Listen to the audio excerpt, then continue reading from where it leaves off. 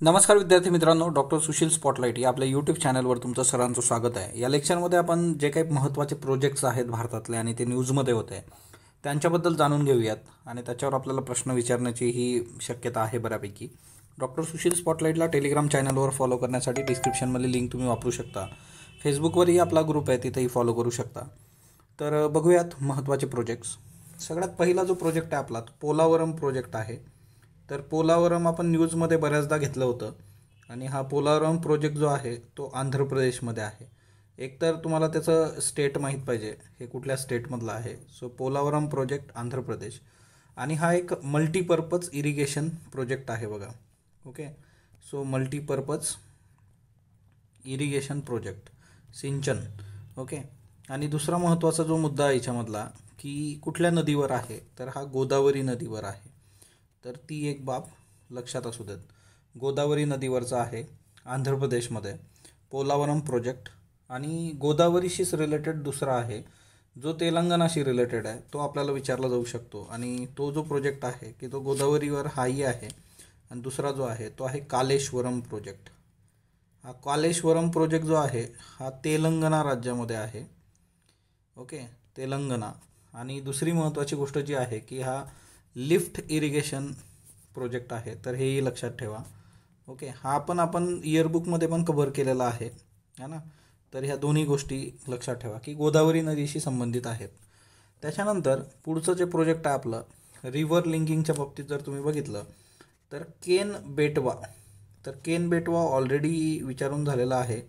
केन बेटवा interlinking project जो आहे तर तो आपल्यासाठी महत्त्वाचा आहे, केन बेटवा इंटरलिंकिंग प्रोजेक्ट। आता बघा, हे केन बेटवा जे आहे, या केन बेटवाच्या बाबतीमध्ये जे काही सरप्लस पाणी आहे केन नदीमधलं, ओके, सो केन नदीमधलं पाणी जे असणार आहे ते कुठं जाणार आहे, बेटवा बेसिनमध्ये किंवा बेटवा नदीमध्ये पाठवलं जाणार आहे। ओके, वॉटर जे आहे ते सरप्लस। आणि हे कशासाठी केलं जाईल की जो बुंदेलखंडचा रिजन आहे ना, बुंदेलखंडमधली जी परिस्थिती आहे तर ती जरा ड्रॉट प्रोन परिस्थिती आहे, म्हणजे जे काय आहे ती दुष्काळी परिस्थिती आहे। आणि त्याच्यासाठी केन नदीमधलं जास्तीचं पाणी बेटवा नदीत पाठवायचं। हा भारताचा फर्स्ट रिव्हर इंटरलिंकिंग प्रोजेक्ट आहे, इंडियाज फर्स्ट। ओके, तर हे पण महत्त्वाचं आहे आपल्याला, भारतातला पहिलाच आहे। ओके, तर ती एक महत्त्वाची बाब आहे। आणि याच्याबरोबर आता हा प्रोजेक्ट जो आहे तो मध्य प्रदेशमध्ये आहे आणि त्याच्यामुळे दुसरा एक मुद्दा याच्यातला येतो तो म्हणजे पन्ना टायगर रिझर्व। तर ते पन्ना टायगर रिझर्व जे आहे ते जवळपास 100 स्क्वेअर किलोमीटर हे पाण्याखाली जाणार आहे या प्रोजेक्टमुळं, त्याच्यामुळेही थोडा एक इश्यू आहे, तर ते एक लक्षात ठेवा। सो केन बेटवाबद्दल एवढ्या बेसिक गोष्टी तुम्ही लक्षात ठेवणं अपेक्षित आहे। केन बेटवानंतर दुसरा जो महत्त्वाचा आपला प्रोजेक्ट आहे तो प्रोजेक्ट म्हणजे Kosi Mechi river interlinking. Okay, तर Kosi Mechi river interlinking. Okay, हा एक महत्त्वाचा आपल्यासाठीचा प्रोजेक्ट। आता हे जे आहे Kosi Mechi river interlinking project, हा दुसरा महत्त्वाचा आहे पहिल्या प्रोजेक्टनंतर। याच्यामध्ये सगळ्यात महत्त्वाची बाब जी आहे की हा जो आहे हा प्रोजेक्ट जो आहे तर कोसी नदी जी आहे तर ती आपल्यासाठी महत्त्वाची इथं असते की कोसी कुठल्या राज्याशी संबंधित आहे बरं, सॉरो ऑफ म्हटलं आता त्याला कुठल्या स्टेटशी। आणि दुसरी जी आहे मेची, तर मेची रिव्हर जी आहे ती महानंदा नदीची उपनदी आहे, महानंदा जी नदी आहे तिची उपनदी आहे ही। आणि या दोन्ही ज्या नद्या आहेत की कोसीमधलं जे पाणी आहे ते जे एक्स्ट्रा वॉटर आहे ते मेची नदीमध्ये पाठवलं जाणार आहे। तर हा एक महत्त्वाचा मुद्दा इथं आहे। दुसरी महत्त्वाची गोष्ट जी आहे की एकंदरीतच तुम्हाला आयदर केन बेटवा विचारलं जाऊ शकतं किंवा हे कोसी मेची विचारलं जाऊ शकतं। तर कोसी मेची जे आहे तर ते लक्षात ठेवा। आणि तुम्हाला कमेंट बॉक्समध्ये मला सांगायचं आहे की कोसीला कुठल्या राज्याचं सॉरो म्हटलं जातं ना, सॉरो ऑफ है ना, XYZ राज्य, तर ते एक तुम्ही मला सांगणार आहात। त्याच्यानंतर पुढचा एक महत्त्वाचा प्रोजेक्ट आहे त्याला आपण 4 धाम प्रोजेक्ट असं म्हणतो। ओके, 4 धाम प्रोजेक्ट। आता हा उत्तराखंडशी रिलेटेड आहे बघा, है ना, उत्तराखंड। आणि हे ऑलरेडी मी बऱ्याच वेळा कव्हर पण केलं होतं। याच्यामध्ये काय आहे ना की उत्तराखंडमधले 4 जे महत्त्वाचे ठिकाणं आहेत, ज्याला जे धार्मिक ठिकाणं हिंदू धर्माच्या याच्यानी, एक आहे यमुनोत्री, त्याच्यानंतर पुढचं आहे गंगोत्री, त्याच्यानंतर बद्रीनाथ आणि चौथा आहे ते म्हणजे केदारनाथ. हे जे 4 ठिकाणं आहेत, या 4 ठिकाणांना आपल्याला जोडायचं आहे हायवेनी, आणि हा हायवे 900 किलोमीटर एवढ्या लांबीचा असणार आहे. आणि याच्यासाठी एक कमिटी पण बनवण्यात आली होती. त्या कमिटी जी आहे ती रवी चोपडा कमिटी. तर ती कमिटी लक्षात ठेवा, तीही आपल्यासाठी महत्त्वाची आहे, रवी चोपडा कमिटी. ओके, तर हे खूप महत्त्वाचं आहे. 4 धाम प्रोजेक्ट हा विचारला जाऊ शकतो. त्याच्यानंतर दुसरा महत्त्वाचा प्रोजेक्ट जो आहे तो आपला गंगा वॉटरवे प्रोजेक्ट आहे बघा. गंगा नदी तुम्ही नीट करून ठेवली पाहिजे. गंगा नदी पण बऱ्याच हिच्यामध्ये न्यूजमध्ये होती. आणि गंगा वॉटरवे प्रोजेक्ट जो आहे तो आपण बघूयात.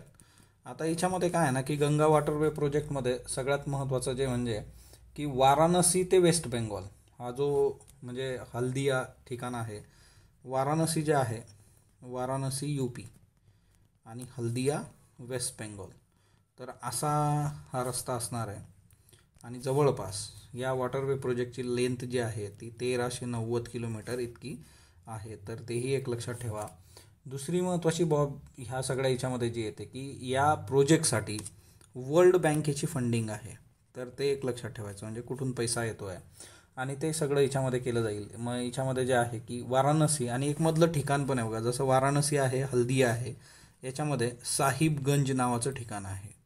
ओके, तर तेही याच्यामध्ये असणार आहे वॉटरवे प्रोजेक्टमध्ये. नेक्स्ट प्रोजेक्ट जो आहे आपला तो म्हणजे जलमार्ग विकास प्रोजेक्ट आहे बघा. जलमार्ग विकास प्रोजेक्ट. आता हे जलमार्ग विकास प्रोजेक्ट जे आहे यालासुद्धा वर्ल्ड बँकेने हेल्प केलेली आहे. सो वर्ल्ड बँकेचं इथं सुद्धा जे काय आहे फायनान्शियल सपोर्ट आहे.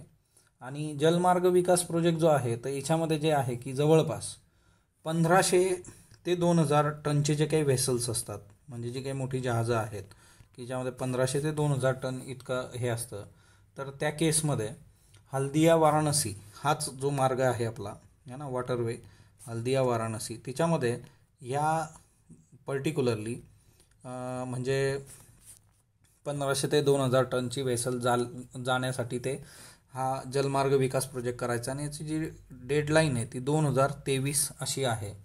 ओके, तर तो एक महत्त्वाचा मुद्दा इथं आहे. त्याच्यानंतर नेक्स्ट वन जे आहे की एक पूल आहे बघा. तर पुलाचं नाव आहे कोल चेवांग रिंचेन सेतू.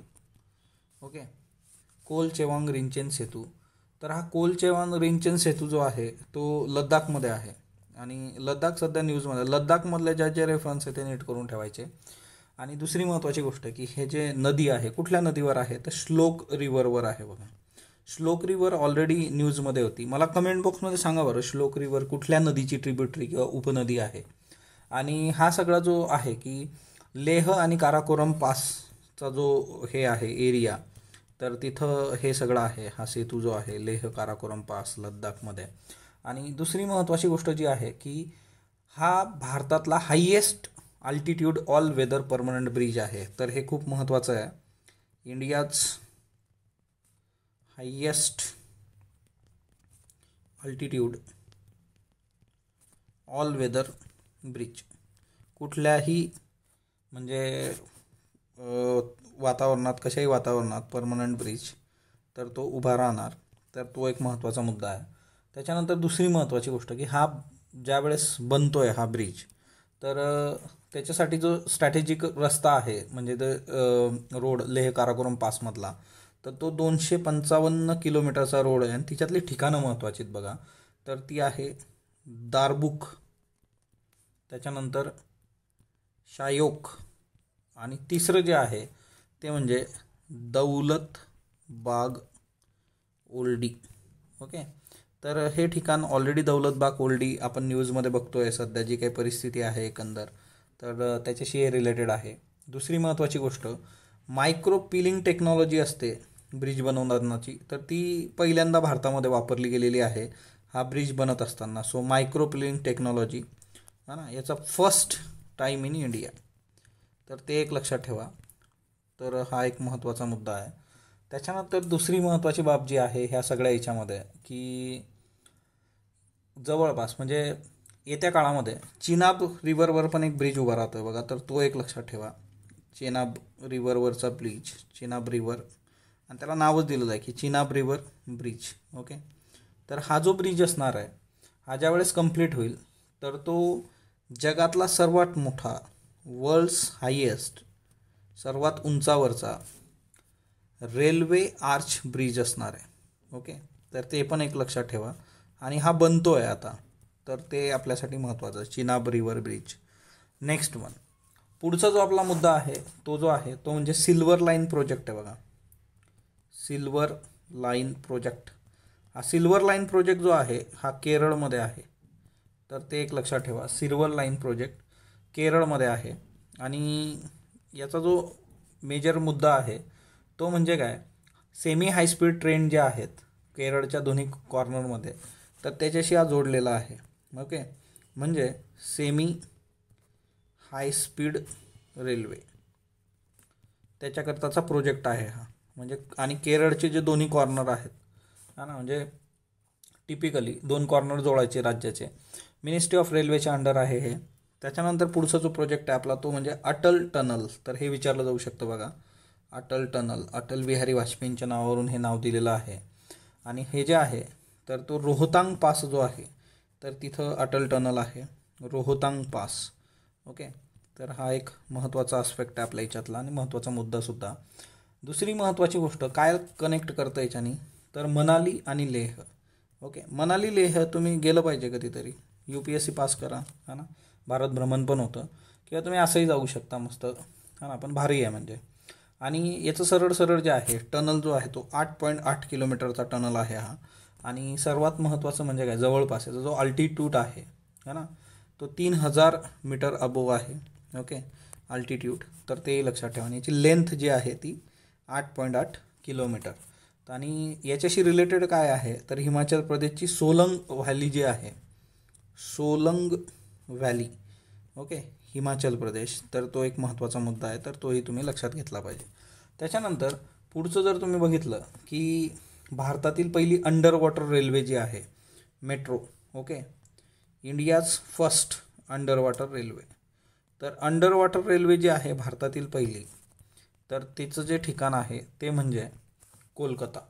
ओके, हावडा बीच आणि त्या सगळ्या गोष्टी, सो ते एक लक्षात ठेवा, कोलकाता. हे सिम्पल MCQ करता.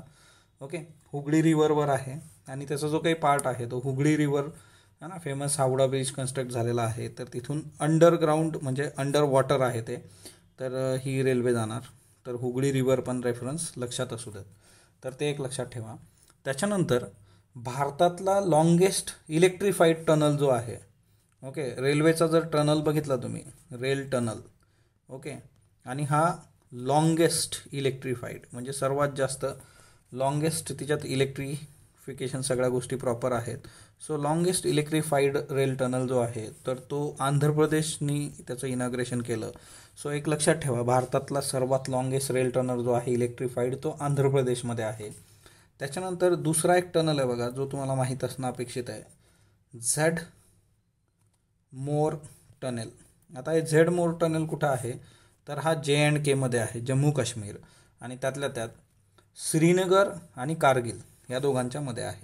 श्रीनगर, आता श्रीनगर जे आहे तर आणि कारगिल, ओके, कारगिल लद्दाख, तर ते एक लक्षात ठेवा, इन लद्दाख.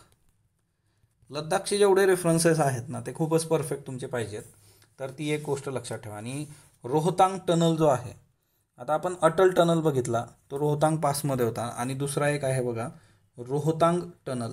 आता रोहतांग टनल जे आहे ते रोहतांग टनल आहे पीर पंजाल रेंजमध्ये. तुम्हाला पीर पंजाल रेंज वगैरे मी सगळे व्हिडिओज दाखवलेले आहेत हा ना, तुम्ही जर रेग्युलर मॅप जरी बघत राहिलात तुमच्या तर ते होऊन जातं.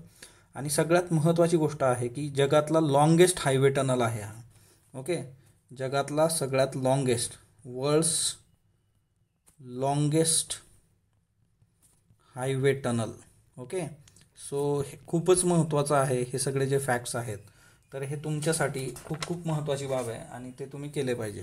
त्याच्यानंतर पुढचा प्रोजेक्ट जो आहे तो CNG संबंधीचा आहे, compress natural gas port terminal. Okay, आता compress natural gas port terminal जे आहे तर हे गुजरात भावनगरमध्ये सुरू होतं आहे.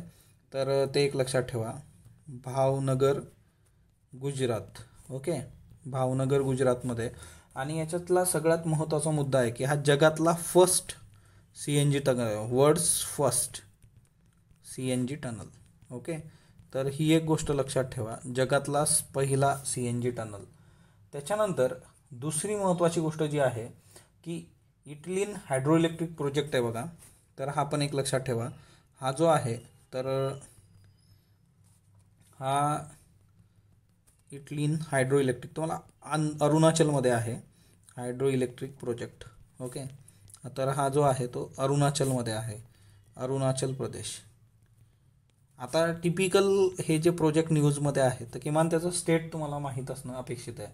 उद्या जर आपल्याला विचारलं आणि त्यातल्या त्यात जे आहे की याच्यातल्या 2 रिव्हर्स ज्या आहेत तर त्या 2 रिव्हर्सशी हा रिलेटेड आहे. त्या 2 रिव्हरची नावं लक्षात ठेवा. त्या 2 रिव्हर कुठल्या, तर एक रिव्हर आहे द्री आणि दुसरी आहे तंगॉन. ओके, तर अशा 2 रिव्हर आहेत. आणि हे खूप महत्त्वाचं आहे, हे तुम्ही करून ठेवणं गरजेचं आहे. त्याच्यानंतर दुसरी महत्त्वाची गोष्ट आहे की अरुणाचल प्रदेश संबंधित महत्त्वाचा मुद्दा जो आहे तो म्हणजे काय की टिपिकली अरुणाचल प्रदेशच्या बाबतीमध्ये ईस्ट वेस्ट कॉरिडॉर जो आहे, ओके, इंडस्ट्रीयल कॉरिडॉर, तर तो जो आहे तोही अरुणाचलमध्ये तुम्हाला सापडतो, ईस्ट वेस्ट कॉरिडॉर. आणि हा जो कॉरिडॉर आहे तर तो अरुणाचलच्या फूट हिल्समध्ये आहे. तर तेवढं एक लक्षात ठेवा, अरुणाचल प्रदेशशी रिलेटेड ही पण एक गोष्ट आहे आणि ती आपल्यासाठी महत्त्वाची आहे. त्याच्यानंतर दुसरी महत्त्वाची गोष्ट जी आहे की हायड्रोकार्बन व्हिजन आहे बघा, 2030 हायड्रोकार्बन व्हिजन. या हायड्रोकार्बन व्हिजन 2030मुळे याच्यातला एक कंपोनंट असा आहे की नॉर्थ ईस्टमध्ये तुम्हाला गॅस पाईपलाईन करायची आहे, गॅस पाईपलाईन.